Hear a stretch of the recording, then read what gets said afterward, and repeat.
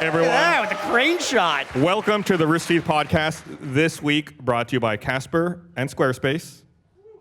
There and there. I'm Gus.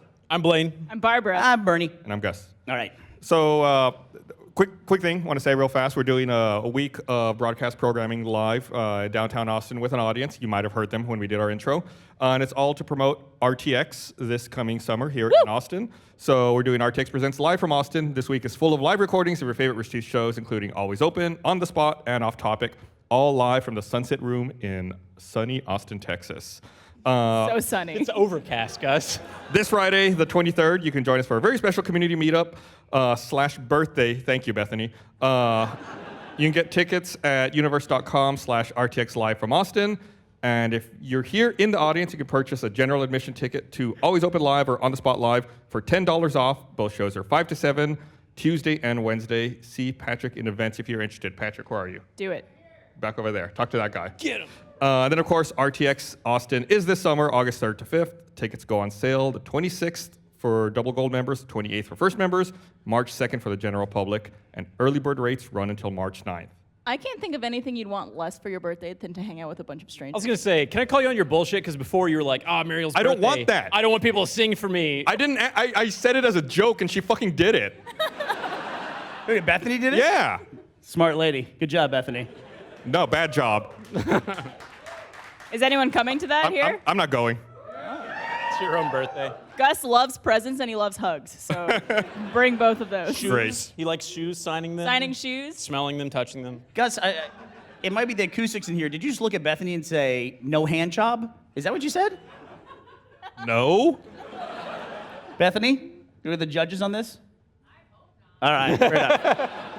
So it's a week, we're doing a week of these. You're doing Always Open. Mm-hmm. And then we're doing what, live on the spot as well? Yeah. I'll be on that. And then off topic, what am I missing? I think that's it. We're doing Glitch Please or anything like that? I don't think so. Okay. I think that's all of it. I think I read all of them. And just to make I sure read it was everything else a on the list. true RTX experience, tonight we had a metal detector with a 4-hour line. Oh no. And then we turned away 25% of the people. So, just like RTX. Hey, Gus, I found the greatest restaurant in Austin that you're gonna go to every single day for the rest of your life now. Go on. Is it a one-person restaurant? Close. No. A one-person You're- restaurant is a nightmare. I've eaten in that before. You're getting warm. You're getting warm. Is it a no-interaction restaurant? So, Austin has the Austin School for the Deaf. So we have, Where are you going with this? we have a high deaf population per capita as opposed to other cities. This restaurant apparently is owned by a deaf owner and then has, I think from what I could tell, 100% all hearing impaired staff. Interesting. So there's no talking. You don't even order from the menu. They have a bigger version of the menu on the counter and you just point to whatever you want, everything. So, And then you get this and then you get food. And that's it. are you not allowed to talk in there then, or are you just there's I just no talking? think people just get kind of quiet as a result. We were there in a... But it's the one place you don't have to be quiet. It doesn't make any sense. I'd be ripping farts nonstop. Well, they can still smell. Gus. Yeah. But they don't know. There's a restaurant in Montreal called, I think it's called Noir, where a bunch of blind people work there. And It's called Noir? Noir. It's Wow. It's Okay. completely in the dark, so it's like all blind servers and everything like that. So you sit in the dark and you're served meals in pitch black. This is literally the opposite of what Gus would want. No, We're I know. describing the full spectrum of experiences for you here. You get something at Barbara's End. But I'm telling you, if you go to this place, it's on... Did you say get something in Barbara's End? Get something at Barbara's End after Bethany gets her hand job. Is that it? What is it? That's it. Point and and you you shall shall receive. receive. Yeah, that's the place. Who found that? Was that Patrick? Fucking man. But yeah, it's a great place, and it's on South Lamar. It's in that shopping center that's just north of the Broken Spoke, where nothing lasts for Okay. more than like 4 months. It's where the old alligator grill used to be. There you go. Can Yeah. I say something offensive about this that might offend? Oh, please. So I front of a have live a friend who went to a school that also had like a deaf class, and they said that apparently because they don't know that they're making the noises. Okay, hold on. Gus, how's he going to finish the story? Barbara, weigh in here. That they don't know they're making the noises, so people are just like humming all the time? No. Barbara, hold on. Barbara. I can't even. One of Blaine's anything friends I had assume I feel is going to be even more offensive. one of Blaine's friends had sex with a deaf girl, and she made a ton of noise. And he's looking at me weird, so I'm gonna stop saying this out loud. No. Every time you walk by the bathrooms, you hear, oh, because they don't know. So, all right, well, I'll see you guys later. Hey, speaking of weird noises out of the bathroom, Oh, right. we just had something really funny happen right before we came out here. We were backstage, and we're all hanging out, and Blaine says, all right, we're right back. Gonna go take a real quick shit before we go out and do the podcast. So he goes into the bathroom. Then about 2 minutes later, we hear like a psh, oh! Like a scream. Everyone just stops and turns and looks at the bathroom, and Blaine walks out like nothing happened. We're like, what happened in there? From our perspective, you said you were taking a quick shit. We heard a loud splash, and you screamed.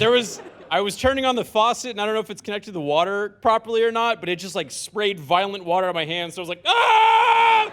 But I had to wash my hands still because I didn't want to have pee-pee on my hands. So then I was like, ah! No, I didn't pee on my hands. Do not ask me this.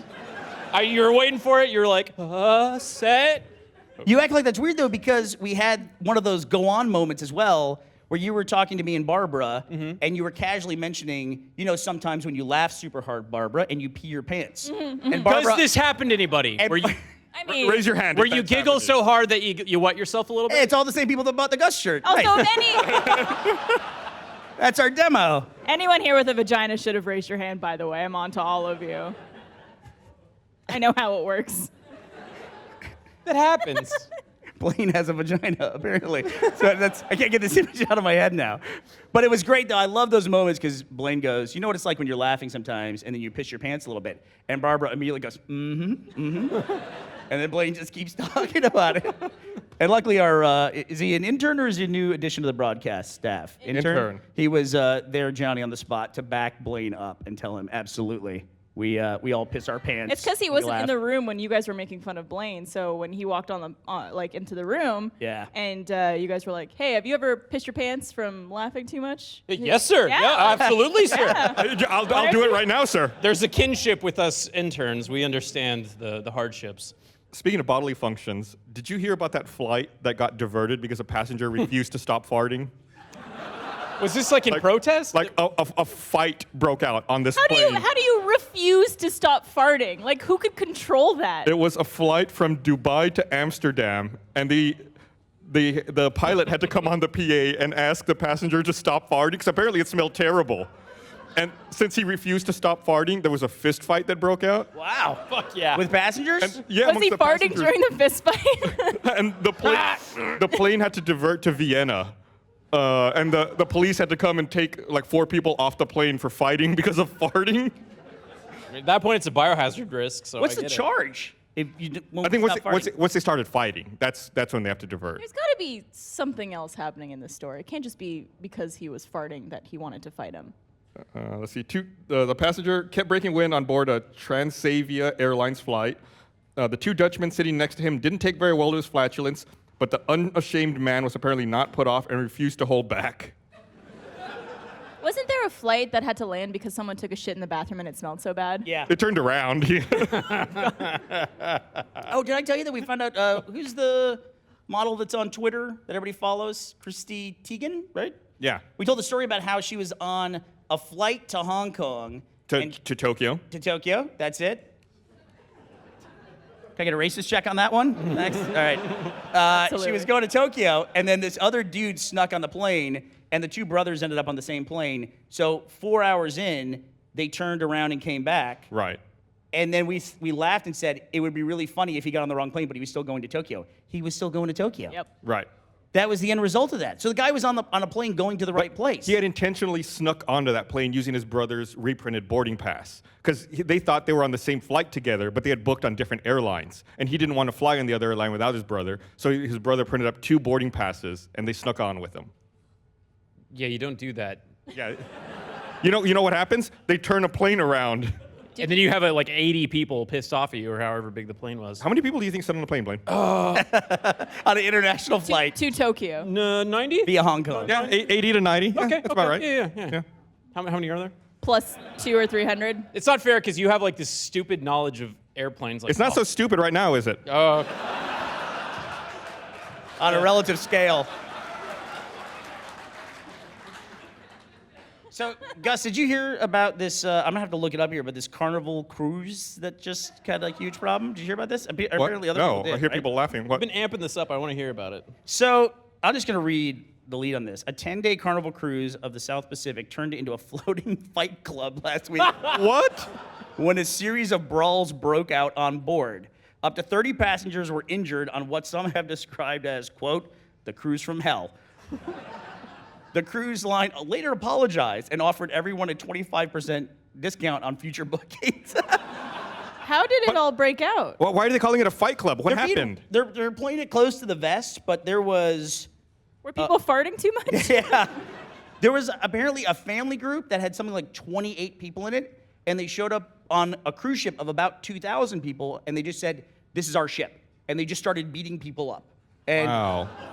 and there were like families that just stayed locked in their cabins because they were told, don't roam the hallways alone. Holy crap. Escape from New York on a boat. Jesus. They were punching women, 16-year-old kids, everything. We saw it. We saw everything. I'm a war journalist. I'm sure there were some passengers who were really hoping for like a Poseidon adventure kind of scenario. They called up the mechanical people from down at the bottom of the ship, the big boys, to intimidate and basically do whatever they wanted to these passengers.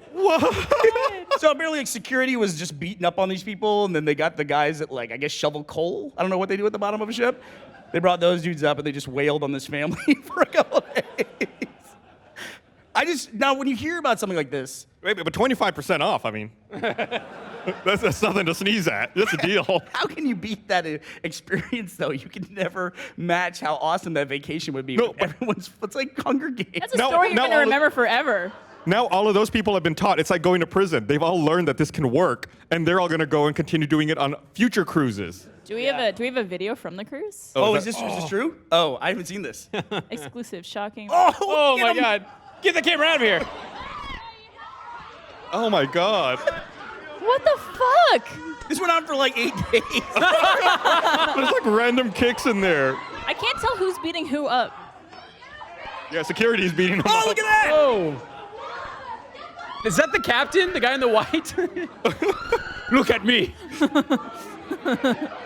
Oh my God. Oh my god.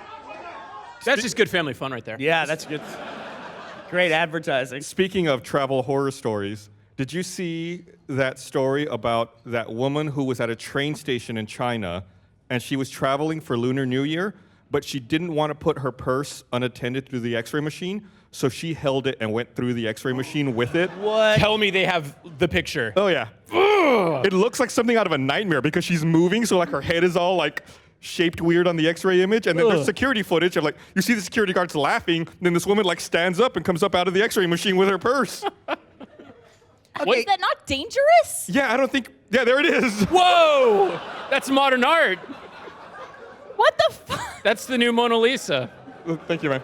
The thing is, apparently during Lunar New Year, it's a Guys, big that travel. one's for me. It's a big travel season in China, and lots of times people travel with a lot of cash. So it's speculated that she probably had a ton of cash in her bag and probably didn't want it to go through. So and that'll be make it separated. look more inconspicuous. I'm glad she struck a pose though. She was like, Do you have? Probably the only way she fits on the machine. Do you all have the other one? I like the other image way more. If y'all can pull that one up, the other one's really freaky.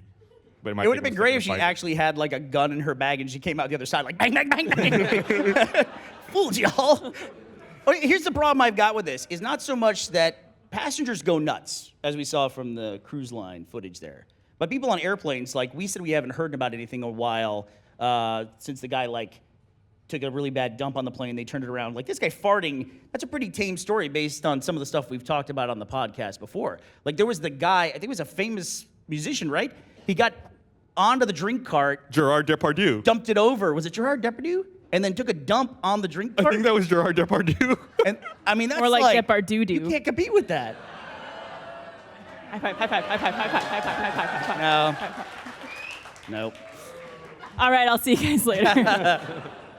I had this really obnoxious woman. No, Gerard Depardieu only peed on a plane. Oh, that's it. Wasn't it a flight attendant that shit on a cart? I don't remember. No, that's a dude who popped the exit ramp drank beer off the drink cart, and then quit his thought job there was and then went another- down the slide. Which Didn't is he also shit on the cart? he's my fucking hero. I love that guy. When we were going down to Sydney for RTX Sydney, I had a first-time flyer on the flight with me. So I flew Austin to Houston, then Houston to Sydney. I had a first-time flyer on the Austin to Houston leg. She was a woman who looked like maybe she was a little older than I am, and she was sitting across the aisle and up one row. And she walked in, and immediately I was like, oh, this woman's trouble. She walked in, and she sat down and turned to the guy next to her and said, very loudly, I could hear it, I've never been on a plane before. I'm sorry, I'm gonna vomit all over you. God. And the guy said, don't worry, it's fine, it's fine. She kept saying, I told him to buy me a megabus ticket. I'm just going to Katy. If you're from Austin, taking a plane to Intercontinental to get to Katy is about the dumbest way to get to Katy. Yeah. Like Katy's like a 90-minute drive away. Yeah. And I think Katy to Intercontinental is like an hour drive, so there's no time being saved. There. If you want to experience a flight for the first time to get it over with, it makes sense to do like a really short one. Well, But it doesn't sound like she wanted it to be. seemed like an eternity because she then immediately started ordering drinks. And it's a 30-minute flight to Houston. She got drunk, like immediately. And then she kept saying, like the guy next to her at one point, we were in the bulkhead, they were in the bulkhead. He stretched his legs out in front of him, and she started screaming, what are you doing? What are you doing? Are we crashing? Are you bracing yourself? Oh my God. And I was like, lady, just chill, calm down. And the guy's like, nope, I'm just stretching. I've just been sitting a little while, so I want to stretch my legs. And she's like, okay, I'm gonna vomit all over you. And then eventually we land in Houston, and I'm skipping over a lot of stuff that she said. She was absolutely insane. But we land in Houston, and her phone rings, so she answers it, and she says, yeah, I guess it's whoever paid for her plane ticket, whoever she's gonna go see in Houston, in Katy. She answers the phone, she's like, yeah, we just landed. We're still driving in the plane. Uh-huh. Yeah, no, we're on the floor now. And I hear the guy in the row behind me go, on the floor? Like, what a weird way to describe what you're doing. And then she's like, oh, no, you don't have to buy me a Jeep. I'm totally happy with my 2006 Mitsubishi. I was like, is she humble bragging? How does she have a car at the destination airport? I don't know. I have no idea. This woman is perplexing. Also, I would hate to invite someone down from Austin to Katy, and I've got to buy them a fucking plane ticket to go down there. And then you've got to pick them up at Intercontinental. It's ridiculous. Or I don't know if she's who knows? Just pick them up at their house. Right. Did she stand up as soon as you guys landed to get their bag? No, she didn't. Okay, Thankfully. all right. I'm gonna give her a pass on this one then. Yeah, it was. Did You it? gave her a pass. It was something else. Did it ever make it into an RTAA, the stuff we used to do on planes when we would travel a lot in the early days? I think so. And we were with new flyers. What did you used to do on planes? Well, we'd be with, like, there'd be a nervous. I feel like you run into new flyers way less frequently now. Gus, would you agree with that? That's gone way down, and so is people dumping on the drink cart. Maybe you just don't hear from them. Maybe they're just not as vocal. They just don't say anything. But in the Yeah. past, I feel like we would know if somebody on the plane Well, was I think like first now time. airline travel is like so incredibly popular that people are maybe ashamed to say. Sign of the economy, Barbara. Yeah. Yeah. That's what I'm saying. Well, what we ran into is a couple different times we were seated next to him. There's our buddy Andrew. Remember Andrew Jacks? Mm-hmm. And we'd be seated. Oh, Jeff's laughing. Jeff's here. Oh, that's what I was saying. So they would sit down and they would. I don't know why they would talk to Jeff. He's covered in tattoos. Usually people avoid him, which I think is part of the strategy, right? Failed strategy. Yeah. Instead, they want to talk to you and like touch you and ask you what this means and that means. Yeah. Just tell them it's like all just old shitty punk bands album covers. It's all racist. But we would sit down on the plane and somebody would sit next to us and they would say to us, "Hey, I just want to let you know, I'm really nervous. This is my first time on a flight. I've never flown before. I'm just super nervous." And we're like, "Don't worry about it. We fly all the time. We fly 2 or 3 times a month. We got this, so don't worry about it." Then we'll be taking off. We'll be going down the runway, and I'll say really casually to Jeff, "Yeah, we are not going fast enough to take off this time." And Jeff would say, "Nope." Didn't you guys also do the thing where you heard a noise and you go, "What was What that?" was that? What was that? Oh my God. You're terrible. That actually came from a real experience. My ex was a terrible flyer, but she had a good reason to be. She was on a flight. St. Louis is apparently just the center of every storm that comes across the U.S. It's like Is there a roundabout around? There's a roundabout for storms there. And that's where TWA used to be their hub, was in St. Louis. So she would always fly TWA when she was a kid. And one time they decided the pilot got ambitious and was going to try to punch through a hole in the storm and land. And the plane got so turbulent that the overhead bins opened and all the luggage dumped out into the aisle. That's a scary flight. And when they first started to have the turbulence, I know I've told this story before, but I'll tell you it anyway. They first had the turbulence. The guy next to her goes, I'm a businessman, I traveling salesman, I fly every single day of the week. This kind of thing happens all the time. Literally 5 minutes later, he has pictures of his kids out on the tray, and he's saying goodbye to them. So from that moment on, she did not ever want to set foot on a plane. I love that. You think he was fucking with her? Do you think that was like his game? No, Like you guys it sounded like a bad flight. She said the flight attendants were crying. Like they were trying to keep the passengers calm, and they were on the PA. Yeah, they were just like that. They were like, "Stay calm, stay calm." Did they ask people to brace? I don't think they ever went to the brace. They just started a fight club. Why not? I'm gonna start doing that on planes now. I'm gonna bring pictures of like other people's kids and just like have them with me if things start getting rocky. That's like a great I way love you. to get arrested. I'm saying goodbye to someone else's kids. Here, let me read this thing right here. No. I want to remind everyone, this episode of the Rooster Teeth podcast is brought to you by Casper. Casper is a sleep brand that continues to revolutionize its line of products to create an exceptionally comfortable sleep experience one night at a time. You get $50 off select mattresses by visiting casper.com/RT and using promo code RT at checkout. Casper's mattresses are designed by humans for humans, thank God.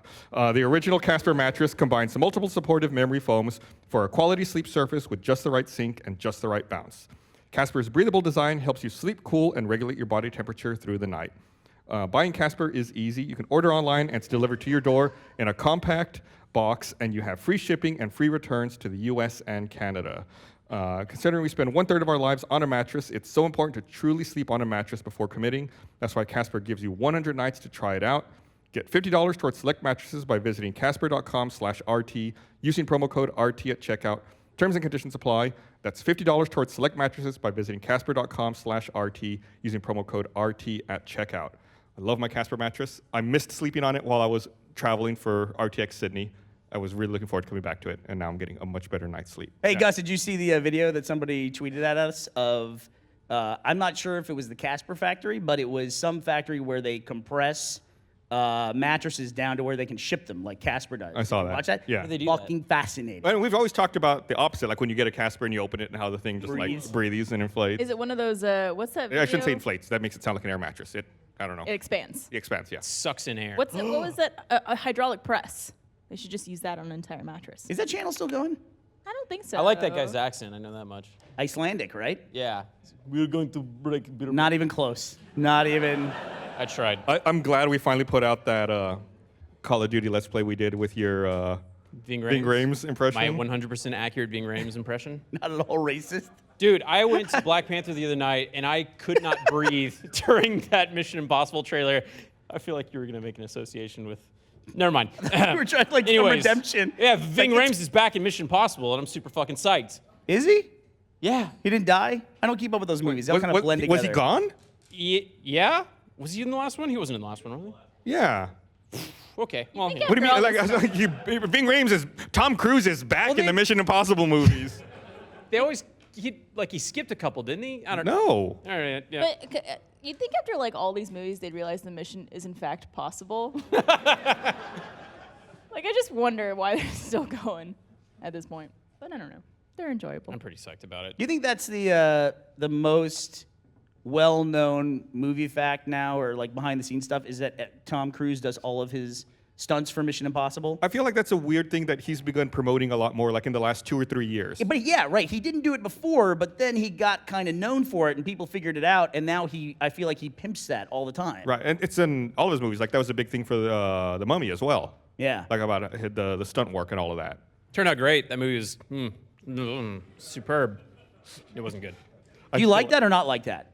What? That Tom Cruise does his own stunts in movies. Yeah, I respect him more. Like, he was hanging on the side of that 747 or whatever, that airplane. That was cool. Whatever fucking plane it was. Gus, you would know. Little transport plane, No, whatever. 47. I feel like I don't know why he would do that. That's what stunt coordinators and stunt teams are for. Like, why wouldn't you let professionals who are used to doing that do their job? I mean, it makes their life a lot easier because they don't have to like work around Probably it not not being him. Stressed because if he dies. Yeah, then you're that's like, true. Well, he broke his leg on this last one. Broke his ankle. ankle. Yeah. Yeah, did you see that footage too? Jumping between the Yeah. buildings. I feel like at this point he is doing it and people are like, "Oh, Tom, you're gonna do this stunt." He's like, "Oh, cool, cool," and he goes back to his trailer. He's like, "Fuck." I would imagine so. Did you buy that huge tower? His mom is just in his trailer. It's like, okay, honey, let me put her on your boo-boo. I don't want to do it.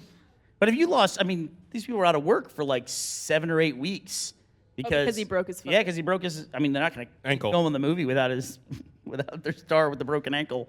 Sorry. And your hero, Mr. Han Solo, that was an old man injury. That was kind of sad. What, Harrison Ford? Or? Yeah, he broke his leg on the Millennium Falcon. Yeah. Yeah. They shut a door on his leg and it snapped. Pretty unfortunate. Yeah. Well, it's a spaceship. They're very robust. Are you excited about the Solo movie? I sure am. Yeah? I mean, I know it's got a lot of behind the scenes nightmare shit going on, but I think you're the only other person I've met who's excited about it. yeah.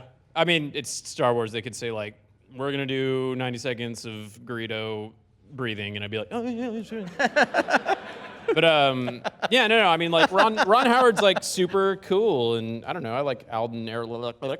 I can't even remember at this point. Who was the director that they fired from it previously? It was Miller and Lord, right? Lego. I'm Batman. still waiting for the the- General Grievous movie.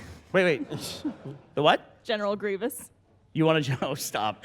Just a whole movie about General Grievous. What would that sound like, Barb? A fine addition to my collection. He's got a very interesting background story. So All right. Well, don't get offended about. Listen, if you can't make fun of my plain knowledge if you have that much Star Wars knowledge. okay, this is true. Just be like me and have no knowledge about anything. That's a great aspirational goal for people. Just be dumb. I can't wait to see that. Created a motivational poster. You with that quote. Just be like me. So you're not excited about it? No, I am excited about it. Oh, you are? Yeah. I said he's the only other person I've seen so far. Okay. That is Oh, excited about it as well. I thought you were talking about somebody else was excited about it. No, I'm excited No, about it. me. I'm Yeah, excited. it's gonna be great. I'm like you. I like Star Wars. I called out Andy because he was like, they're just making too many now. And it's like, dude, back in late 1990s, early 2000s, when they were all right, Revenge of the Sith is the last one, you would be loving this right now. This period of time where they're coming out with this Star Wars every year. It's fucking great. First of all, fuck you. Return of the Jedi was in 1982. I said Revenge of the Sith. We had to wait 17 years to see that piece of shit Phantom Menace. You've had to go 15 minutes between movies at this point? And you have video games and TV shows and everything else. We had nothing. Wasn't there a documentary done about the Phantom Menace of people who've been Star Wars fans for so many years and they went to go see the movie when it came out? Thank you. And they interviewed them after seeing the movie and they're just like, yeah, Boo. I guess I'll see it again? Yeah. Yeah. Because maybe I was missing something? They were just at a loss for words. That was- Didn't you rough. camp out? I camped out. I bought because it was before you could buy tickets online. So how long did you camp out for? 2 days. How long were we out there, Jeff? Was it 48 hours? Yeah. Is that the one where your butthole prolapsed or whatever? No, that's when he was playing what? video games. No, my butt. I don't know what that story is. That's No. like No, 4 you got- stories mixed You up. got a hemorrhoid by Oh. sitting on a concrete floor. No, that was not there. That was not. What was that? And Barbara, was just see if playing- you know the full story. What was he doing? He was playing a video game. Rainbow Six. There you go. right. Look at that. Yeah, that's You a guys good got game. the I whole prolapsed story. my asshole for Rainbow Together. Six too. It was a hemorrhoid. Let's get it right. It happened again. I was playing Shadowrun Dragonfall, and I gave myself Imagine hemorrhoid your again. ass prolapsing. What do you mean it happened again? You're sitting on a concrete floor again? Yeah. When? Did it happen? You were like, Like a year ago. did Why it didn't go you talk about that? I did. Oh, I not again. I talked about it on the patch, I think, at the time.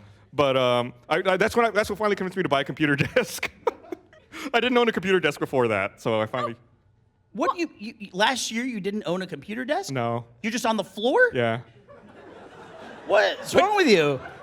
Gus, you're I'm a weirdo. Okay, you know this is not news to you. Is your monitor and everything just sitting on the floor? I would play on a gaming laptop, so I would put it on a coffee table, and I would sit at the coffee table and play. And then when I wasn't playing, I just pack it up and put it in a closet. All right. All right. That's a little bit no better. wonder of an your explanation. posture's all like, No, my posture was already like that, and the gaming laptop just helps with that. Did you get one of those round pillows to look at the hole in the middle for the office? the one that Jack brought Someone on the airplane. Someone gave Jeff me one brought of on those. an airplane? Jack. Oh, Jack brought a hemorrhoid pillow on an He, airplane? he brought some sort of round butt pillow to sit on the airplane. Sure it wasn't one of those neck things? Nope, it was for his butt. You had a tender butt? What happened? You gotta tell the rest of the story. Apparently it's good for your spine. I don't know if you guys know about this. It's like something you could sit on it, and it like helps like your spine sit properly on like a long flight. So Gus? it's not like a donut pill or anything like Get that. you one of those guys. Oh, it's like a little wedge. Yeah. Or a lumbar support? Anybody else have Jack Patillo's RT Store lumbar support that we put out? Anybody buy that one? Oh, turn off your phone. God, I expected Gus to have you thrown out. I looked. You What's looked? his name? Couldn't find him? It's over there somewhere.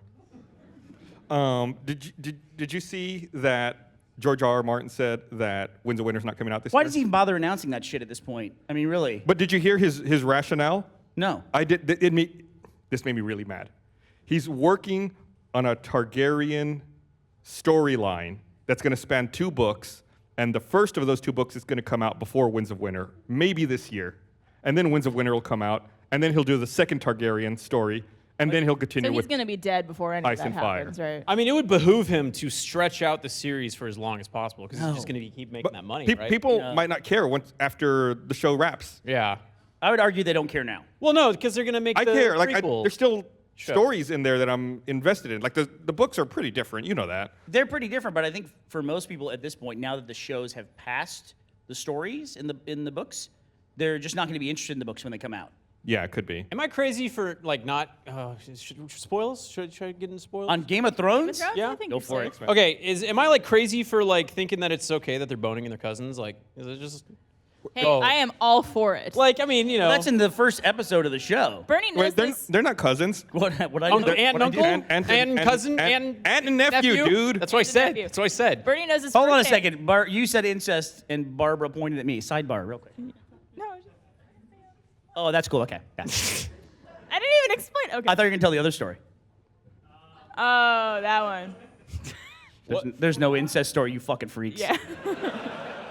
Although when we were at Planet Comic Con, everyone thought, or a few people thought Michael and Lindsay were brother and sister.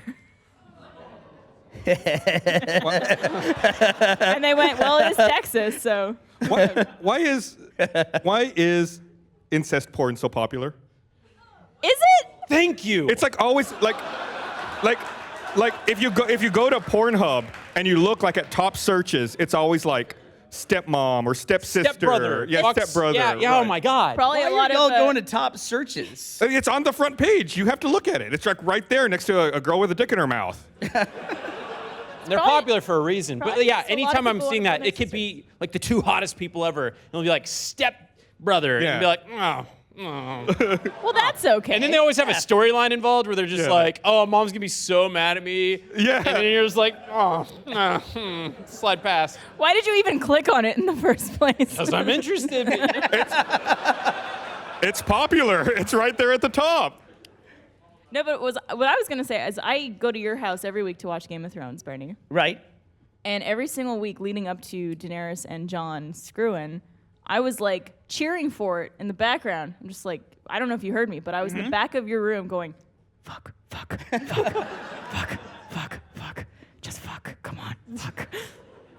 And I think it was Ashley who was like, you know they're aunt and nephew, right? And I'm like, I don't care, just fuck.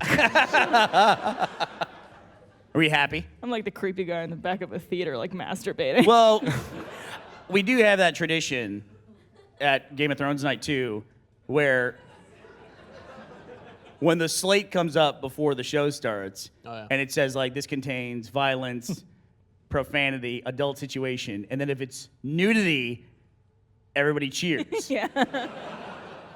But if there's no nudity, then we also realize someone's probably gonna get killed in that episode. Yeah. It's And usually one or the other. The wild card is brief nudity. That's the one. Everyone's like, oh, that could be dong. Who knows? I was watching. Have you watched that HBO show Crashing with Pete Holmes? No. Did Pete Holmes has a show on what is Yeah, it? on HBO. I've been watching. I just started watching it the other day. I was watching season 1, and on the first episode, they missed brief nudity in those cards. Like the warning comes up, it's like adult content, adult language. Like, all right, whatever. Start watching it, and like in the first 2 minutes, brief nudity. I'm like, whoa, I wasn't prepared for that. Like it was weird because normally on an HBO show, you're like, I know what I'm getting into here. It's like, whoa, okay, that was That would have unexpected. been a nice surprise. Yeah, I was like, okay. Did I ever tell you about the first time that you invited me over for Game of Thrones night? I think, Barbara, you were there. Probably. So Bernie invites me over, and this is like when I was like either late intern or early, first employee or whatever. And you're like, hey, come on over. We're doing Game of Thrones. I don't know if you watched that show, but yeah, come on over. And I was like, oh, fuck yeah. I've heard about this on the podcast for so long. Yes, I'm ready to go. I get all dressed up. I'm ready to go. And I get there, and you're like, hey, wait, we're gonna do this cooking thing. And you hand me a camera, and I was like, okay. And then you had me film everything, and I was like, huh. Like, not really participating, but also there. And then I think you made me fix your cable box as well while I was there. You're like, Blaine, this isn't working. Can you go look at the wires with Miles? And me and Miles were like, Well, all of us enjoy all the food in the backyard. I'm just back there, like, fix fucking the figuring out deck. the cable. No, hold the antenna like this. That reminds me, my sprinkler's not working. Do you want to watch Altered Carbon this weekend? You want to see that? It's a good Do you show. watch that show?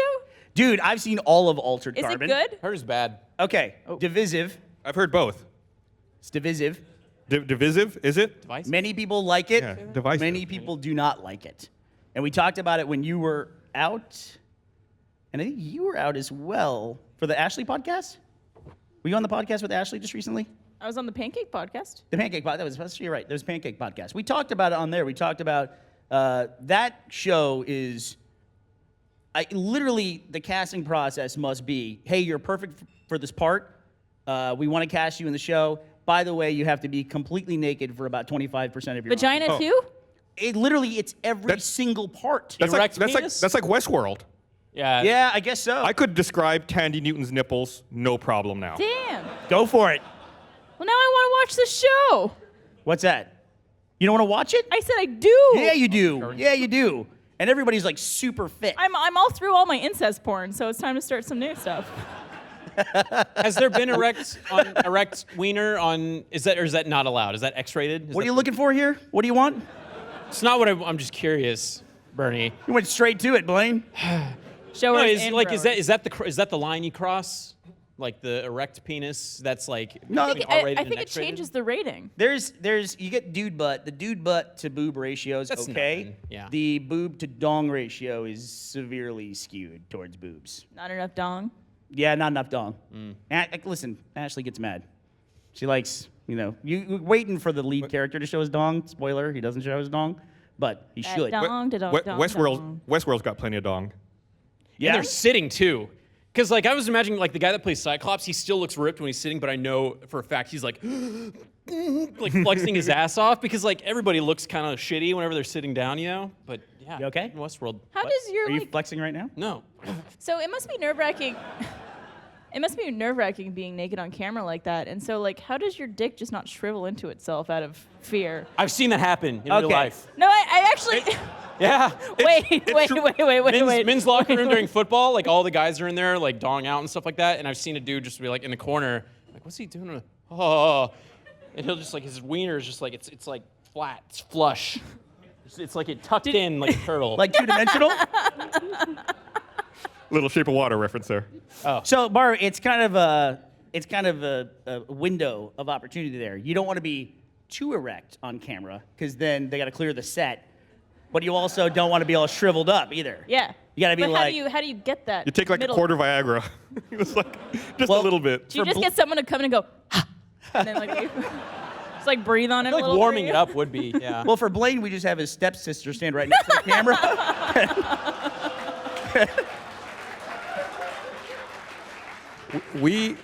But I think there's got to be. I tried to talk into my ear. There's got to be a chubbing procedure, right, Blaine? Like, right? You go to your trailer. what? You say, "Call me as soon as you need me." Right. Yeah, and like you do with. Is it okay to reveal some of your stuff that you go through? Go on. If Blaine is ever shirtless on camera, he wants to look his best, so he actually works out on set. It's called the pump. Called the pump. You're There getting you the go. pump, right? Same concept. You just gotta The chub pump. up. See, I would think that you should already be on set because there. Just breeze right past that. There are times when like you're on set and they're like, all right, we're ready for you. You step in and then it's still 10, 15 minutes before they're ready to roll. So it's like, is someone there with like the perfect amount of chub and they're just like, all right, so we're just gonna need to adjust that light, and they're like, come on. Then you just wag your hips back and forth. You get a little You just like, slap it around a little bit. I feel like you would have to masturbate right before going onto set. Because I feel like that's optimal long flaccid time. Like right after. Post? Yeah, it's like post-orgasm erection. You're risking a drip. Yeah. What? You're risking a drip. What does that mean? What is he saying? You're risking a drip. You're risking. Oh, yeah. Yeah. Are we talking pre-cum? No, he said post. This would be post. post. It's just cum at that point. Or it's pre-cum for like the next time. Just super pre. Super pre. Yeah, I would not do that. I would not do that. No, because then you're working on a limited time window. Okay. Yeah. Well, I still feel like it's like an hour after. It's still looking pretty good. An hour, man. Wait, How old are you again? Wait till you turn 40, man. Blaine is 18. Is that we- your what, refractory period? An What, hour? refractory? Oh no, that totally ranges. Because I had one the other day. I was like, I'm ready to go again. Oh, nice. And then there's somewhere I'm just like, I'm gonna take a nap. We haven't talked about. Your refractory period? Go ahead. No, we actually have talked about that on the This podcast is before. 8 years. Oh no. That was the worst timing. You fucking zinged me, and Patrick sent me a confusing Slack because I was distracted. Yeah, Patrick, I know I missed the Pancake podcast. Oh, you did. Yeah, we haven't talked about Cloverfield Paradox. Oh, I haven't seen it. You haven't seen it, really? What is that? Would they release it after? After the Super Bowl. Bowl. It was Yeah, like the I new was in Cloverfield Australia. movie. I was in New Zealand. I fucking watched it that night. I was on a plane though coming back. Did you like it? It was not the best Cloverfield movie, but I'm happy to see that they're making more and that they're taking risks. I think you're in the minority on that one. I was like, totally fine with it. I mean, if I had gone to a theater and watched it, I probably wouldn't be as happy. But the fact that it was on Netflix and I could just watch it, totally fine. That's exactly No my issue. sentiment. Because like the fact that it exists is the coolest shit ever. Right, yeah. That they were like, hey, there's this movie out now. It's like, whoa, that's crazy, and I already have a Netflix subscription. Who cares? Yeah, but Netflix is still $10, or whatever. But I was it already costs. paying for it. I already had it. Yeah. Tell me the basic premise with no spoilers, because I haven't seen this. The basic Dudes. premise is that they're trying to activate a super collider in space Okay, to create energy for the world. sounds great so far. They create a rift that moves them into another universe. Okay, And then just like the fallout from that. yeah, it sounds like Cloverfield, 10 Cloverfield Lane meets Stranger Things a little bit. Are there 3 Cloverfield movies? There are 3 At the now. moment, yeah. Did you like Life? Life? That was a switcheroo movie. That reminded me of that. Remember that movie with Steven Seagal, Executive Decision? Oh, yeah. Where he's on all the posters and he's in all the commercials, and he fucking died 4 minutes into the movie. It was like the Okay. biggest switcheroo ever. What do they call it? Stunt casting or whatever? And he died. Yeah. But I won't give too much about Life, but there was people that I went to go see Life for, and I kind of wish that I hadn't gone to see a movie. Well, the one person that you're probably thinking of had the most metal on-screen death in that movie. Like he was like, Did you like it? I was okay. I was It's cool a with it. very different sci-fi. It's mismarketed. Life was marketed as a sci-fi movie, and all the posters make it look like a sci-fi movie, but it's a horror movie. Oh, absolutely. Yeah, It's a yeah. straight up. It's almost like a slasher horror movie in a way. But it's weird. Gus, I think you would like it if you haven't seen it. I'm going to have to try it. People keep talking about Life recently for some reason. I think Because of as it relates Cloverfield. to Cloverfield Does it find Paradox. a way? I didn't even hear her. Does it find a way? Oh, yeah, very good. But like,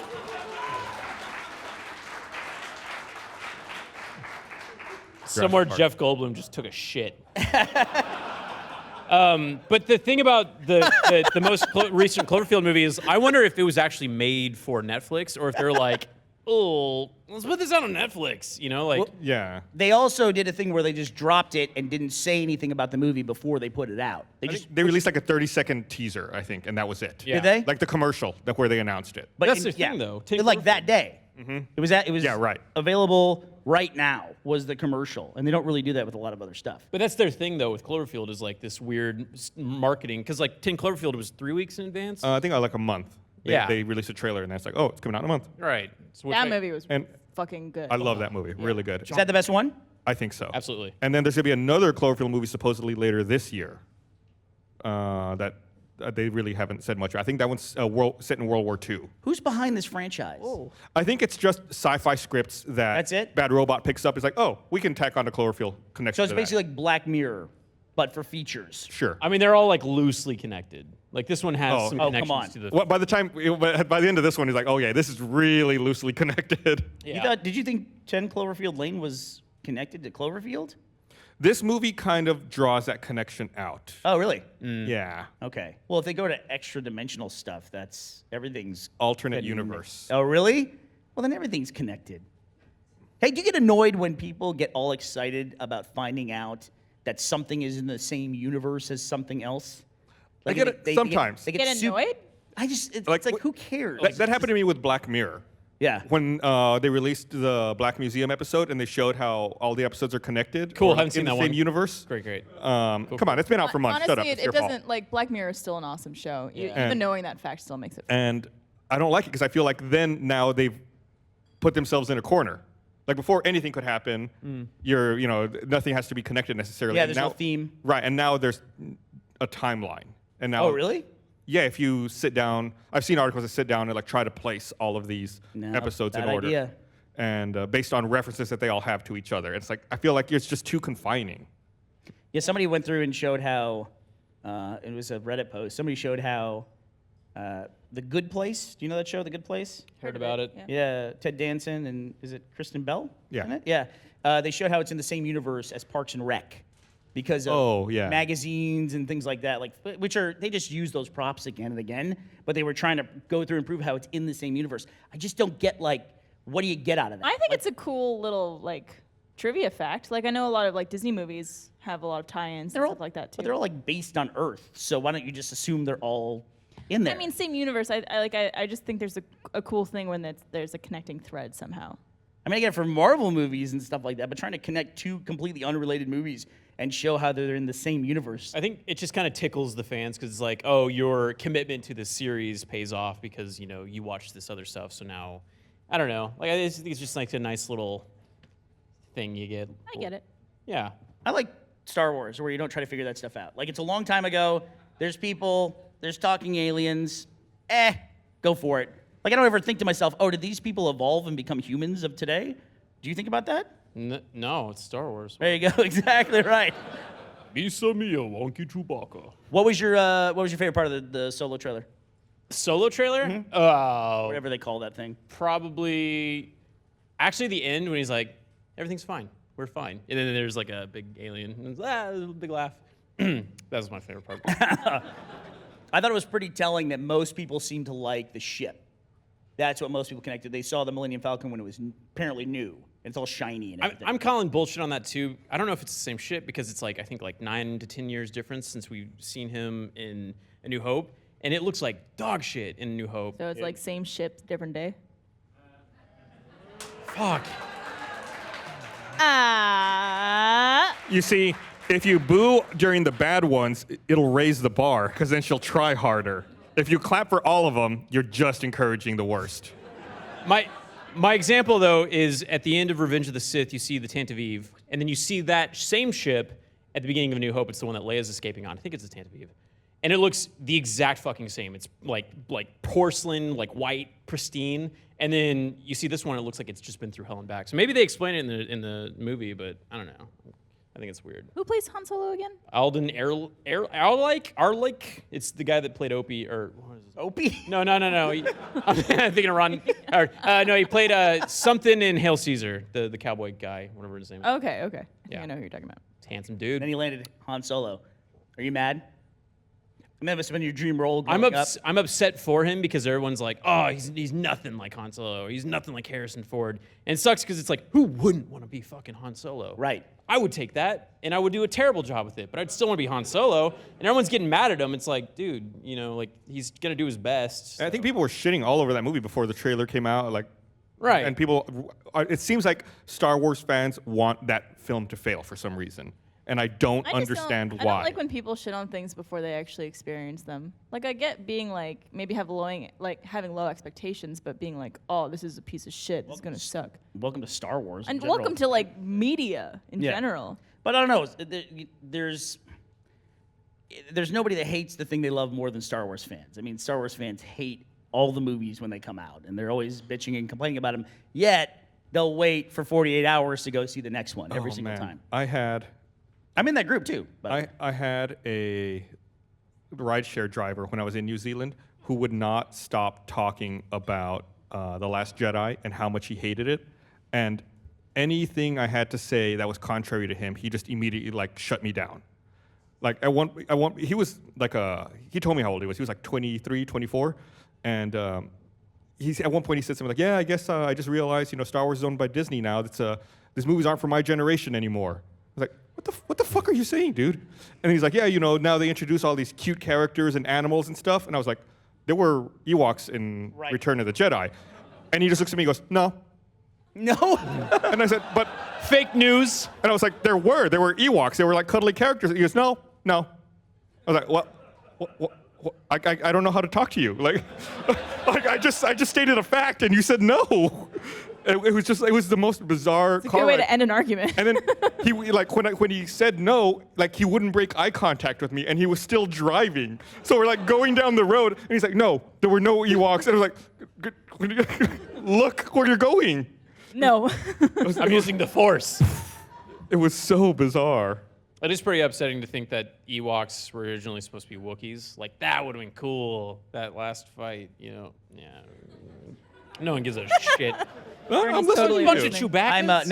I'm on Twitter trying to look at the RG podcast. Is your laptop dead? Wait, are we live? My laptop died, so I'm on my phone now. Yeah, we are live. Okay. Here, while you look that up, let me read this other thing right here. Read the thing. I want to remind everyone this episode of Rooster Teeth Podcast is also brought to you by Squarespace. Whether you need a domain, website, or online store, make your next move with Squarespace. Squarespace offers beautiful, award-winning designer templates. You can create a beautiful website or online store with an award-winning template. It's an all-in-one platform. There's nothing to install, patch, or upgrade ever. They made it easy to set up or transfer your domain on Squarespace. Instead of working with multiple vendors to maintain your online presence, you're able to manage all of your domain and billing settings with Squarespace and take advantage of their easy-to-use DNS interface. It's never been easier to sell products or services online. Squarespace allows you to manage your products, orders, and inventory easily. Squarespace can also provide you with a comprehensive set of marketing tools to engage with your audience and get found across search and social and grow your following. Start your free trial today at squarespace.com. Go to squarespace.com/roosterteeth to get 10% off your first purchase. That's squarespace.com/roosterteeth for 10% off your first purchase. Last time we asked you guys to share with us your Squarespace created websites. We've gone through and picked some of our favorites. As a reminder, with Squarespace, you too can make sites like this. We're showing some of them right now on the screen if you're watching the video. So be sure to tweet at us with hashtag #RTSquarespace. We got a few right here. First up, we have Matthew DeSales and Chris Quigley, and that last one was by Ben Matsky. So thanks for sharing your websites with us, and thanks for taking advantage of our offer with Squarespace. So I gotta say, one of my favorite things about Blaine and his Star Wars knowledge is when he gets something tremendously wrong. Like, how'd you pronounce Yavin on that one no read? Yavin? Yeah, Yavin. Yeah. And you never heard the end of it from the audience? So you just mentioned a ship. And this is from Scott Augusta on Twitter. He said, Blaine just mentioned a ship, called it the Tantive, but it's the Tantive 4, Roman numeral 4. Okay, no. I swear to God, weren't you were there when I called it Tantive 4 in front of fucking Pablo Hidalgo, the Star Wars like canon master, and he was like, it's Tantive. Because I called it Tantive 4. I'm not fucking crazy. He was probably fucking with you. Unless I'm crazy, in which case I'm so sorry. He probably corrected you the other way. And Yeah, I was you're gonna say maybe he misremembering said it. Tantive, and he's like, I think I it's said Tantive 4. Tantive 4, and he was like, no, it's actually the Tantive. All right. What is the ship? I don't even know, what is that ship? It's the one that you see. It's like the first thing you see after the credits roll in or the first thing, A What New movie, Hope. dude? A New Hope. A New Okay. Hope. It's Yeah, the one Leia's it's on. Leia's ship. She's Oh, okay, away. okay, The end of Leia's Rogue ship. One, it's the one that busts out. And What do you call that ship? I thought it was a Curlian Corvette. I always called it the Blockade Runner. And I'm looking here. So that specific ship is a Tantive 4. It was a CR-90 Corvette Tantive 4. in the service of House Or Organa. Tantive. But Tantive, like 4 or Tantive Eve? 4. Pronounced Tantive. Pronounced V. Tantive. I don't know how do you read that. This is like the phonetic pronunciation pronounced. All right. Tantive Eve? No one's gonna vote? Single hand. I like y'all so All right, much. I'll go fuck myself. Thank you. So I don't think I've ever seen a quieter room. Just like, CR-90 Corvettes are also known as Alderon Cruisers, Corellian Corvettes, or Blockade Runners. Blockade runners. That's how I knew it. Yeah. So since I got on Twitter, I'm reminded of something I saw in my direct messages. We had a gentleman, and correct me if I am pronouncing his name wrong, Brian Camozzi, the UFC fighter, came by and sat with you guys on off topic, Getting a thumbs up over there. and then punched Blaine in the stomach and kicked you in the shin. That was dangerous as shit, by the way. kicked me twice here, and then he punched me twice here. Then Trevor punched me, so. How'd that relate? I mean, you know Get when him. you get tickled sometimes, and it's like, no. I'm just kidding, Trevor. It was a good punch. It was a good punch. So I had a thing where he was, I guess he was on the subreddit, but then he reached out to me. He reached out to me on Wednesday of this week and said, "Hey Bernie, I'm a big fan. Would you follow me? I need to DM you something." And I saw this guy and saw he was a UFC fighter, so You know, I you thought, could nudes. just DM someone who follows you. Your DMs have to be open, though. No, I think if you follow someone, that person could Yes. DM you Yes. without you following. well, we learned a little something about Twitter today. Can I finish my story? So I missed that insult, but everyone went, "Oh," so I assume it was bad. no, it's okay. What did you say to me? I said you're great and pretty. So he wrote me and said, "Will you follow me and so that I can DM you?" And I was like, "Oh, this guy's a UFC fighter. I'm kind of curious what he has to say." So I said, "Sure." Later that night, I followed him. I said, "What's up?" And he wrote, "Hey Bernie, I appreciate it. My name is Brian. I'm going to be fighting the UFC event in Austin on Sunday. I've been a big fan of the podcast and Achievement Hunter, and I have an extra 2 tickets to the event if you would, or anyone at the company would like them." I said, "That would be great. Thank you so much for thinking of us." That's it. I messaged him like 3 more times after that, and he never messaged me back. Came to the office, visited. Jeff, did you get tickets to the fight? Ezra? This motherfucker, dude. Tyler? Did Tyler get tickets? Hey, Great seat. that must really suck when someone doesn't message you back, right? The difference is, Gus, I've never offered you anything, ever. I was trying to confirm if Bernie was going to be here tonight because I wasn't sure. And I messaged him on Wednesday? Are you still doing the Live Week podcast on 219 or are you out? Nothing. Does he still have read receipts? Nothing. Yeah, it says delivered. It doesn't say read. Oh, you I took think off you read took receipts, you took off bitch. read receipts. So how was the show? Way down to find you, Gus. I don't know where you are. So Barb, you'll see this.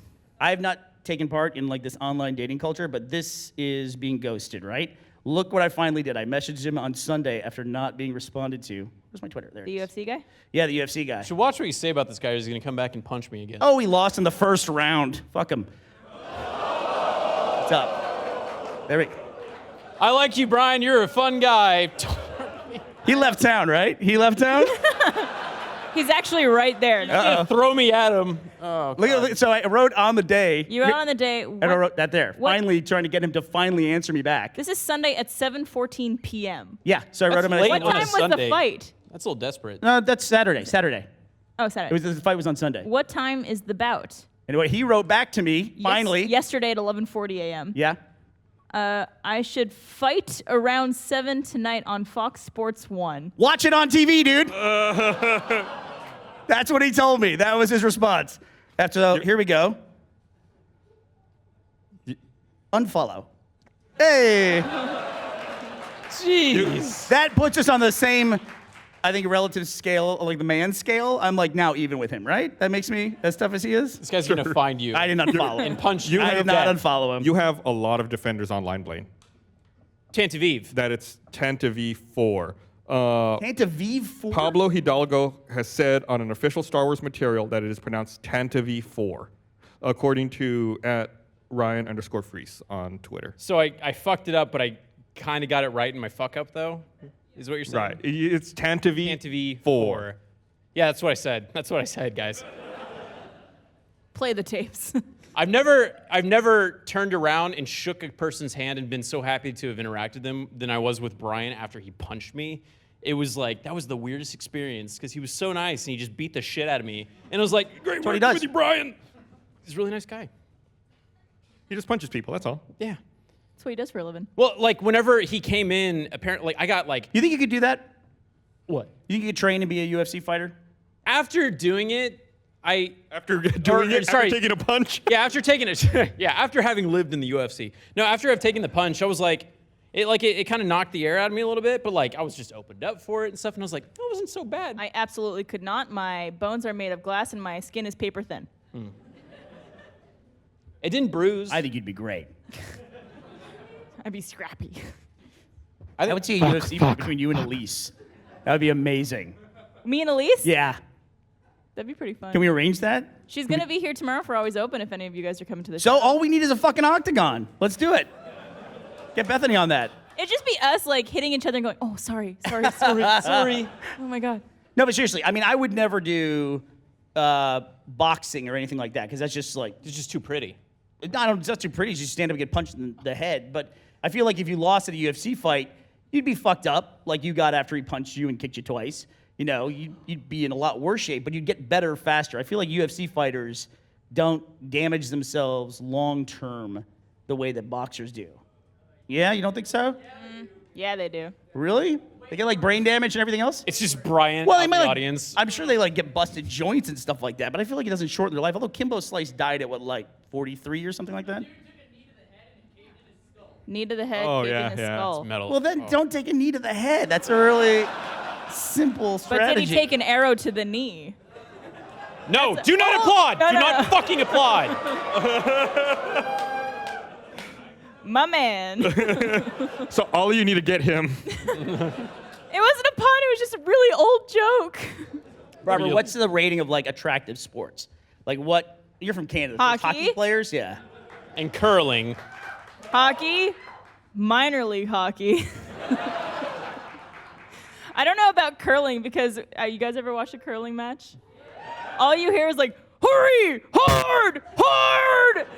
Hey, did I hear right? Was there a curler who got kicked out of the Olympics for doping? What is he taking? What would you take to like dope for curling? Meth? Vodka. You Oh, he's get drunk Russian? before the match. Yeah. You Because think they're blood. you honestly think that hockey's a sexy sport? Because they got like cauliflower ear and missing teeth. She likes that. I do. Trevor, I'll take you out back and just bust you up real Just good. bust him up real good. Yeah, that'll do it for me. I mean, any sport is attractive, I would say. I don't know Curling? about maybe not soccer players because like Really? Well, those are the sexiest dudes. David Beckham? no, Fuck. but like think Wait, about let like guys. Blaine talk. Who else is sexy? Yeah, what is the list of the top 5 sexiest dudes that play soccer? I mean, David Beckham's at the top, but I don't really know soccer all that much. I don't know sports. I don't give a fuck about sports. I like playing them. I don't like watching them. It No, seems well- so counterintuitive. I guess it's like I also measure like attractiveness on how well they could take a hit and stuff like that. Really? And like yeah, rugby players and Those like are all good. that stuff is hot because like if you think about soccer players, they don't even get hit and they're on the floor like my knee. It's true. That voice exactly. I'm gonna think about that every time I see one of those clips now. My knee. I hope so. I can just imagine Peter Hayes taking a clip from a soccer game and putting your voice over it. Please do that, Peter. I know you're watching. So he's soccer's watching. where? Bottom? It's down there. Well, name some sports and I'll rank them. Golf. Golf. That's not a sport. I'll have you know, I mean, on but- this, the day of our presidents, Mr. Trump plays golf at least Mr. Trump. thrice a week. Oh shit, we celebrate Trump on President's Day now, don't we? Do we? Welcome to our world. Past presidents. Celebrate the office. office. We'll celebrate the Rooster Teeth president, Hey! Ezra. Or as I like to call him, Your Majesty. Can we start calling him President Cooperstein whenever I see him now? Yeah. Mr. President, can you follow me this way? I said, he I have said, a meeting with the president. I replied to one of his emails the other day with a Bitmoji, and after I sent it, I was like, was that a little too sarcastic? Like, did that come across as like kind just of like you being an with asshole? I think it was like awesome or something like that. Probably. And I was like, oh, I hope he doesn't think. I don't know. Is Gus getting mocking him. fired? Yes or no? Yeah. Well, you heard what Miles did when Ezra first started working with us, right? Jackass. No. Yeah. Miles got super drunk, I think was it a holiday party, Bethany? And he thought, he walked up to Ezra thinking, when Ezra had a beard, he thought he was talking to Will Hyde. Oh my God. So Miles walks up to Ezra, who's a very imposing figure. And Miles thinks he's joking with Will, goes, "Hey, buddy, just want to let you know you're doing a really shitty job. Everybody here fucking hates you." Wasn't it also Miles who like thought he was walking up to Jordan Swears and spanked him on the ass, and it was actually Matt Hullum? That was Oh, no, that was you! How do you confuse those two? They were wearing the same suit jacket that night. This was the same party, and it happened, and he turned around, and I was like, I'm fired. He was like, do it again. Now you're fired for that joke. So you smacked Matt on the ass at a holiday? Hard, yeah. I feel like Matt could take it better than Jordan. I feel like you could have done permanent damage to Jordan. Break Jordan in half. Matt's a good sport. It was fun. We were just doing this thing. The 15th anniversary of Rooster Teeth is coming up this April 1st. And thank you. And we've been doing a bunch of stuff in preparation for that. And one of the things I just did today was recording a video piece where I was going through the different locations of Rooster Teeth and talking about who got hired when. And it's crazy. Of going through, starting at my spare bedroom in my house to then going to the downtown Buda office, which we added Nathan Zellner. By the way, you see his movie is coming out? Yeah, I saw that. Yeah, it's at the Berlin Film Festival. It's got Robert Pattinson in it. Oh, I didn't know that. Yeah, I can't really wait cool. to see it. I love all their movies. But Vampire? woo, Yes. I can't remember the name of the movie now for some reason. I'm blanking on it. But anyway, at the downtown Buda office, we added Nathan, and then when we got to Congress, we added right away Monty and Brandon and Jack, Yeah. and then a few other people. Like Miles was there as an intern. I think Chris and Marshall were there, kind of. Right towards the tail end, I think they were. And who? Carrie. Carrie was there. Carrie was there as well. Damsel.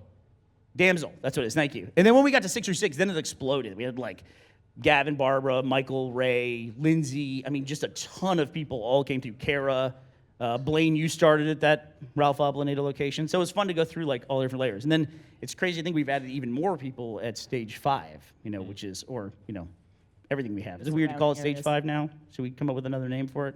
I mean, that's pretty, I think. I like it. It sounds set in stone really at this cool. point. Does it? Yeah. Well, it's our stage 5th five. place, too. So it all kind of made sense. We're in stage 5. I got fucking locked out of my office today. Well, good, because you have that stupid lock on it that I'm locked out of your office all the time. I send you the text.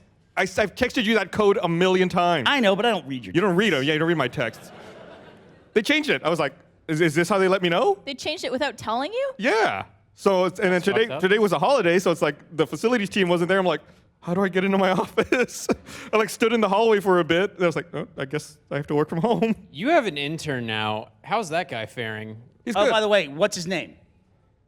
We have this habit of Ramsey. we hire people at the company who have the same name as somebody else, and he just hired an intern named Ramsey. Well, we don't have a first name Ramsey. No, but we have a Ramsey. We have Jeff Ramsey. Ah. Did you not put that together until I said it out loud? I'm just kidding. Okay. He's right there, so I'm just. Take this beer away from me.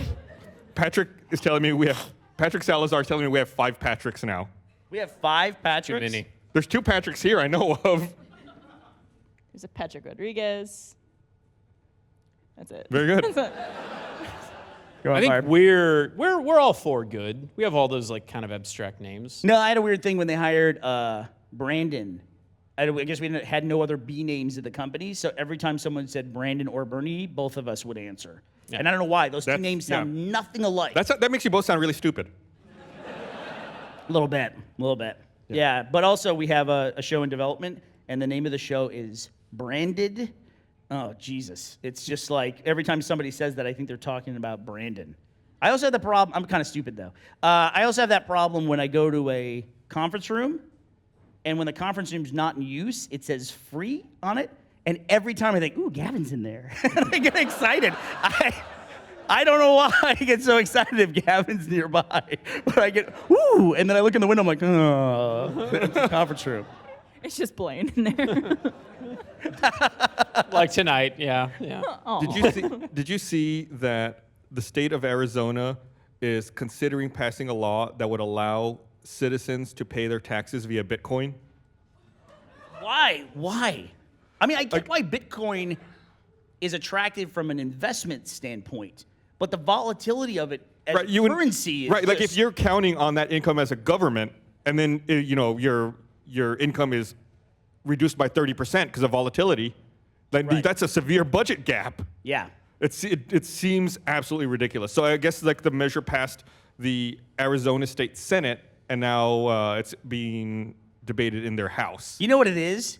I mean, Arizona doesn't have time zones, and they didn't honor all the national holidays. Yeah, they don't have Martin Luther King Day, They right? didn't have Martin Luther King Day. It's like, but now they're doing Bitcoin. It's like they're skipping over. It's like they're playing Civilization, and they went way too far down one side of the skill tree. And this is the only option they have now. Is, well, we'll do Bitcoin, and then we can get rockets, and then we'll do that. Yeah, I can't believe what a bad idea that seems like right now. It's been crazy volatile ever since it peaked when it hit like almost 20,000. And then I saw it at 6,000 last week, and now it's Yep. back up to like 10 or 11. It's been all over the place. Do you have any Bitcoins? No. No? How about any cryptos or anything at all? I've got a little bit, but not like a serious amount. Because I feel like I have like that kind of like, the feeling left out kind of vibe where it's like, oh, I should have gotten some. But I Shouldn't feel feel like that way now. I keep hearing that it's like the more it goes on, like the more I should buy into it. But I don't know. Did you hear that thing about Coinbase? So like Coinbase is this popular app that people can use to buy cryptocurrencies. Get hacked? And they had a malfunction the other day. And as a result of the malfunction, it started draining some people's bank accounts. And it was just like taking money out and transferring it out of their bank Holy account. shit. Malfunction. Yeah, that doesn't sound like a malfunction. And Malfunction's name is Steven. and so like they From the freaked out. other- They were like trying to figure out what was going on. They said it was a problem with their payment gateway that was just like taking money for some reason. So they were trying to like sort out how to get all of this money back to people. And I saw there was a thread on Reddit which got locked and hopefully reported to the FBI, where someone was like, "They're only going to give us our money back if we all get our guns and go to Coinbase headquarters right now." Oh. And it's like, what are you all doing? What is wrong with you people? Deep web there, man. I could stay away from that stuff in general. And I certainly wouldn't use it as currency. That just doesn't make any sense to me, like for purchasing stuff. Although, I should say that, Jess, right? My friend Jess from The Amazing Race. She Yeah. started Which she one? started her own cryptocurrency. Wait, which It's not Brittany, it's the other one, basically. not Oldenhoff, models. the other. Okay, Yeah. okay, yeah. Yeah, she started favorite team. She started a cryptocurrency for the cannabis industry, for the legal cannabis industry, Huh. because of all the benefits of blockchain and everything like that. She's been written up everywhere. So I think when there's a specialty purpose for it, it makes sense. Mm-hmm. But paying your taxes, no. It just seems like a bad idea. I thought like the appeal of it was kind of like off the grid, like not government, like involved. But now that they're receiving it for payments and stuff, does that? This I seems kinda can't use my backwards. fucking iPhone yet everywhere, and I'm going to use Bitcoin? That makes no sense. We went to Australia just recently for Sydney. You could use this everywhere. I don't have to get cash, what do they call it, exchanged anymore. No currency Oh exchange. yeah, they have touch like Apple Pay I everywhere. just use my phone on everything. By the way, this is the Apple portion of the podcast, if you're keeping score at home. Touch ID, way better than Face ID. Touch ID is 1,000 times better than Face ID. I don't know why they changed it. Look at this, I got a plus for the Apple portion of the podcast. Who knew? No, I agree. I totally preferred Touch ID. Touch ID sucked at first, then it got pretty good. Got too what- good. What's Yeah. wrong with Face ID? Well, here, let me give you an example. I don't have it, so I don't So when I go to pay for something, Uh-huh. right, I hold my phone up to the thing. Uh-huh. If I have Touch ID, I go like that. Yep. Right? Now I do this. Like that. And then God, it's that's also, nice. it's like, if you're not looking at your phone, or if you have sunglasses on, Or if you're talking to the cash register person. or anything, it's like with the thumb, you just do it and you're in and you're done. Yeah. This is like, it's an effort now to do it. I do like the function of like if you have a text pop up and then like if you look at the phone, the text comes up on the That's screen. pretty cool. That's pretty cool. It's seamless like 85% of the time. Also, when you're in bed at night or in the morning, and the first thing you do, I don't know about you, but I grab my phone, and I shouldn't, but I grab my phone and look at it, and it doesn't recognize my face. Like, ugh, no. It's like, go Fuck brush is your this? teeth, and then check Instagram. Brush your hair, you dirty pig. Since we're on the Apple portion of the podcast, did you see the video of the guy who was getting a replacement battery in his iPhone? And this was in China. And he wanted to make sure the battery was authentic, so he bit it. Oh! What happened? It exploded. Ah! Is his jaw just like he bites it. Did you see him take it out of his mouth and throw it immediately, and it just blows up? fuck? Oh, I thought you meant in his mouth. No, he pulls it out and then throws it, and it just blows up. And there's like a woman walking by, and it blows up right next to her, and she just kind of looks back and just like keeps walking. Is there video of it? Oh yeah, there's video. Jesus I'm sure Christ. someone will find it here in a second. Sounds like a miner in California, like biting the gold. Right, that's exactly what I was thinking. Like, what are you testing? What are you doing? Like, Yeah, how do you know if you're right? right, you're biting a battery. Yeah. What do you do that with? Go ahead. No, this is bad. Like, no, this isn't a real battery. So was Oh, it there blowing is. up? Was that good? That he had an original battery, but now it's destroyed? Turns out it was made by Oh my God. Oh, I gotta see that again. What a dummy. Why? Why? Fireworks. He literally just leans over and bites it. That blows up in his mouth. He didn't throw that away, Yeah, right? No, he threw it. That's why it looks like it like starts in his mouth and then like throws it because of the reaction. I don't know. No, I'm not doing that. Yeah. the Don't bite batteries. Just so you know, all you guys. Well, we're going to raise awareness for this very important issue. Don't poach dolphins and don't bite batteries. batteries. That's all the lessons you learned from the RT podcast. Back when Periscope was like the hot shit, I remember John was staying over at my house because he was. Yeah. Anyways, my phone had died. He was going through divorce. My phone had died, and I was like, well, I'm gonna just destroy this thing. And people were like, don't. It's gonna blow up. So then John and I were like, let's go blow this thing up. So we went up to stage 5 in this empty parking lot, and then we just started stabbing at it, and it just kind of shit on How it. did I miss this happening? How are you this bored? You have Netflix. We've already established that. You're in a parking lot stabbing your phone? Yeah, and it kind of just went like, and I was like, eh. Yeah, you should have bit it. Oh. It's the saliva that Yeah, makes yeah. it. Wasn't there a video of a kid who like microwaves one of those glow sticks and then takes it out and it like spews I in love his that face? video That so is a much. good video. And then like he's like screaming something. I'm totally He blanking. just loses his shit. Okay. It's like a high-pitched wail. Doesn't like a parent come down and be His like, dad oh my comes God, in. what did you do? It's just the purest sound of parental disappointment you'll ever hear. He goes like, oh, Jesus, Zach. yeah. What did I tell you? Have you ever seen the video where the guy, you know what a soda stream is, right? It's that little device where you can carbonate water and you can add like flavors to it and stuff. Oh, yeah, SodaStream, yeah. Yeah, soda stream. So there's this video where this guy is getting his son to carbonate red wine for him. And the son's like doing it, and he's like, I don't think we should be doing this. And the dad's like, go ahead, it's fine, don't worry about it. And it fucking blows up. And red wine shoots everywhere in the kitchen. It like covers everything. And the kid's like, I told you. And the dad's just like laughing hysterically. Two very different parenting techniques Yeah. and two different stories. I love like the extremes.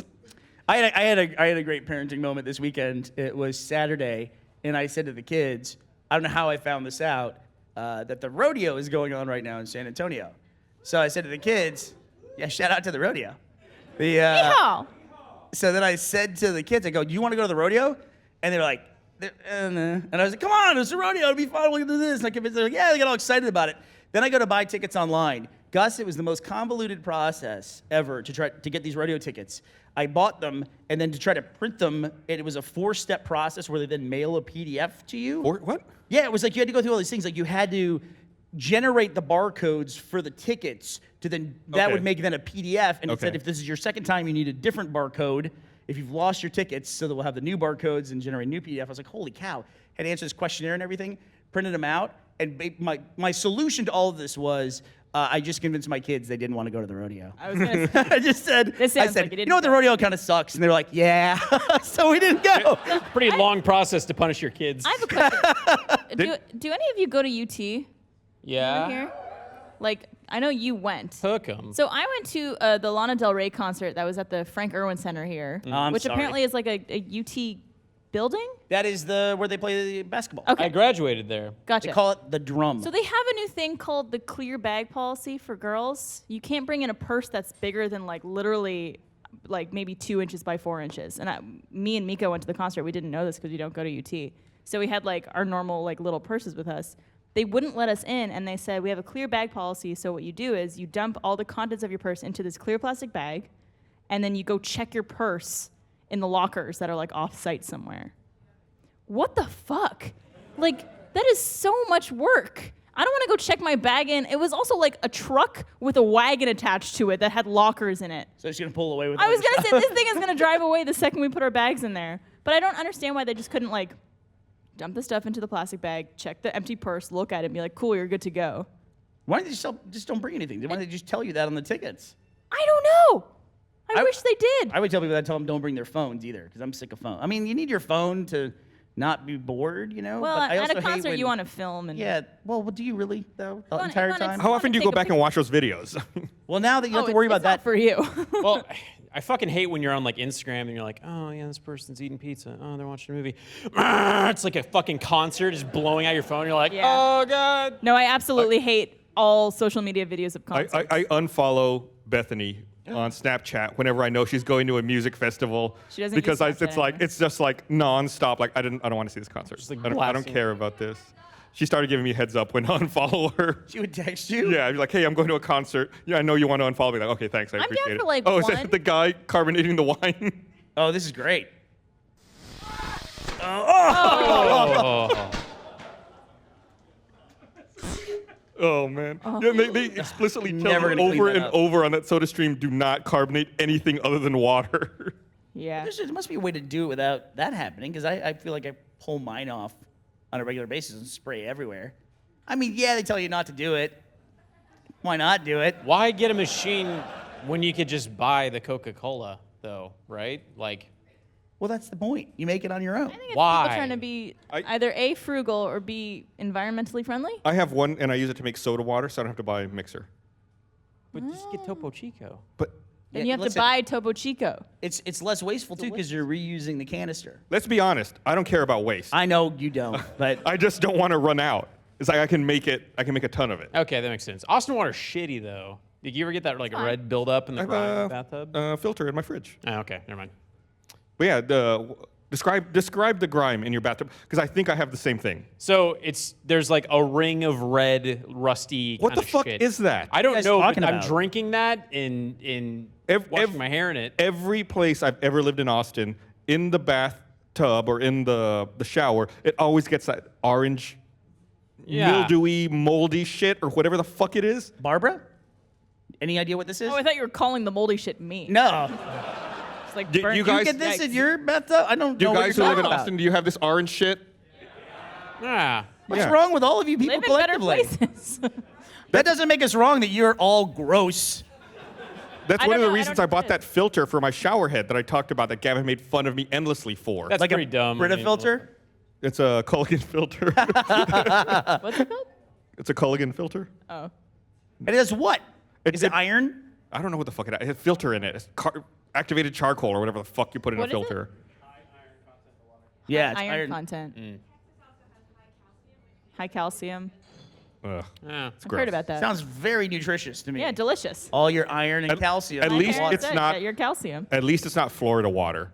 Anytime I go to Orlando, I swear the water fucking stinks I was in Orlando. I was at a convention in Omaha, Nebraska, and the people who were running the convention, they say, "Hey, just so you know, we recommend you don't drink the water in the hotel." Wow. Like it was that bad. It came out kind of brown. Ooh, yum. Chocolate. Should carbonate that. See what happens. But you're okay to bathe in it.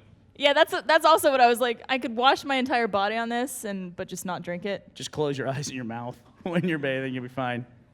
I always do, anyways. Do you really? No, Just keep your eyes shut. I like to look for my shampoo with my eyes closed. What's See the what most like happens. toxic shit you've ever been exposed to? Because like This podcast. Hey. like my dad and I installed granite countertops in one of our bathrooms, and apparently granite, like since it's so far down in the Earth's surface or something, like there's some sort of fear of radiation or something, and sometimes granite is like radiated. And I took a chunk of the granite to my science teacher at the time when I was going to college, and he like did like one of those radiation Swab. things, Geiger counter, and it went like, no.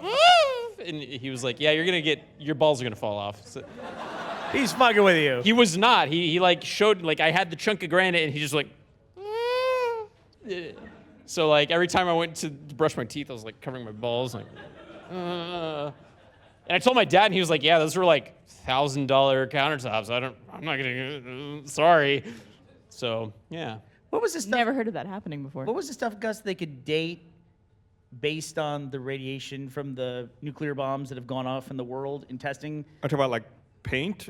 Yeah, they were something that they could test the age of it just by the amount of radiation in it. I think they do that for art forgery to tell if That's what it was. a piece of art. There's a location that we filmed at a couple times for Immersion and also for Bloodfest. Oh man, That they're tearing it down. The hospital? It's like the State hospital? I don't know if it's a hospital or like That place, yeah. that place. It's a location that's like very old and it's covered in asbestos and like the paint is peeling from the wall. If and you watch the Fallout Immersion, it's where they have the Yes. toilet. It's where I'm in the bathroom. Yeah. Yeah. That's where we did the whole intro and everything. but That was a perfect location. Oh yeah, Fallout. you didn't need to have any set dressing Nope. for it. It was perfect. But we filmed a whole day of Bloodfest there, and I remember the crew the crew the whole time had face masks on, but the cast didn't. So we were just like sitting there in the asbestos because they didn't want to like ruin our makeup and stuff like that. So I'm probably gonna die soon. Probably. Yeah. Well, you know, the other place where we shoot a lot of stuff is right next door to us. It's the Armory, the old National Guard Armory. Yeah, which is haunted, absolutely haunted. And it 100% has asbestos in it, lead paint, everything else. There was a time Blaine was co-directing 11 Little Roosters, and we were in one of these rooms where this facility is not public, but it's super easy to get into, and it's abandoned. And you occasionally have to like clear out like bedding and clothes that are in there. Oh, I know what you're talking about. Yeah, and then Blaine found in this one of these empty rooms, they look like old abandoned classrooms, he found a pickle jar that had yellow fluid that much in it. And Elise goes, "You should drink that." Blaine says, "Okay." And he went to go take the pickle jar off the ground, and it was stuck. Like he had to like put some force to like peel it off the tile. And I go, "Blaine, what are you doing?" He goes, "What were they gonna pay you?" Like $100. He's like, Gavin said he was going to pay me like $100. What the hell is wrong with you? Oh. But it was like $25. It was whatever it was not worth it. He was up there. I think I worked it up there because you came in and you're like, don't do that. Ah. What? And then they were like, $200. Probably saved your life. Well, the only reason I didn't is because I was so, like, you convinced me I was going to die. And I was like, well, I don't want to die before we wrap production. That's what I was saying. So then I say wait till after the production, then drink it. And You're I the told somebody to director. hold on to it, and they didn't hold on to it. Oh, what a shame. I wonder if they still have it. That's a jar of piss, dude. That's what that is. There's a guarantee- pickle left in there. There's some seeds. You can piss on a pickle, dude. It's not that hard. Why would you piss on a pickle? I It's want a perfectly that as our good next pickle. shirt. You can piss on a pickle. You can. Why would Pickles you- are not a litmus test of any kind, Gus. Why wouldn't you eat the pickle first? I would have drank it too. If it hadn't been for you you were meddling you Bernies. were ready to go. Yeah. And I was sitting next to you going, how was it? Was I? Okay, yeah, that's what I was doing. Well, speaking of shirts that I would like to see, I want to remind everyone who's here in person, they can visit the merch booth at the back of the venue once we're wrapped here, because we're getting close to wrapping up. I want to remind everyone who's here to also take photos at the photo booth and use hashtag RTXPresents. And if you're here in person, there's a documentary crew who really wants to interview some of you, especially want the people from Sicily and New Zealand. What? How do they? I don't know how you find the doc crew. I was just told to say that. Where's the doc crew Where's the at? doc crew? They're back there. All right, I there's see someone Hannah at the raising their back. hand. She's waving her hand. Get with Hannah, and they want to talk to you. So we only have like a couple minutes left. I just want to get. Bernie, I those. just heard you go, oh. Oh, people are sending me UFC gifts. Oh, okay. So Is anyone going to be at South by Southwest this year? I'm gonna have to go into hiding, Blaine, after this. Anyone going to come Oh, to Bloodfest? We have a movie premiering there. We right? do. Yeah. Yeah. If you're here in town, you should come see Bloodfest. It's premiering at South by. It's like a Friday or a Saturday midnight It's a- screening? I don't a know they've midnight- announced when it's gonna be yet. Oh, okay. I think they did. Yeah. I know it's a midnighter one. Midnighter. Have they put the schedule out yet? I thought they did. Bethany, do you know? Yes. All right, there you go. So March 9th, or technically, I guess, 10th at midnight. Yeah, Friday night, right? March 9th, March 10th, March 16th. So if you're here And for South by Bloodfest- Southwest they have a lot of layers of passes. But then there is a point when they exhaust like all the audience that wants to see something with all the different passes.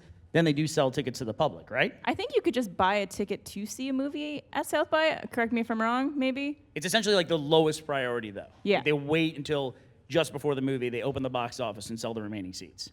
So yeah, you might have to wait in line a little bit, but try it out. It might be kind of crowded on the first one, but it might be less crowded. It's our very as it first goes on. horror movie, man. And one last thing, Bethany wants me to remind everyone that tickets are going on sale for RTX again. I don't Fucking have the Christ, Bethany, you're so don't- needy back there. What's going on? I don't have the copy in front of me, so I'm going to read exactly what she sent. Announce ticket sales for RTX one last time, pretty please. So there you go. All right, so it's about time to wrap this up. So I want to thank everyone for watching and thank everyone who's here in person for coming out and watching us record this thing. Hope you all have fun this week. Hope everyone has a good time this week during live week. So thanks, and we'll see you guys next time. Love you.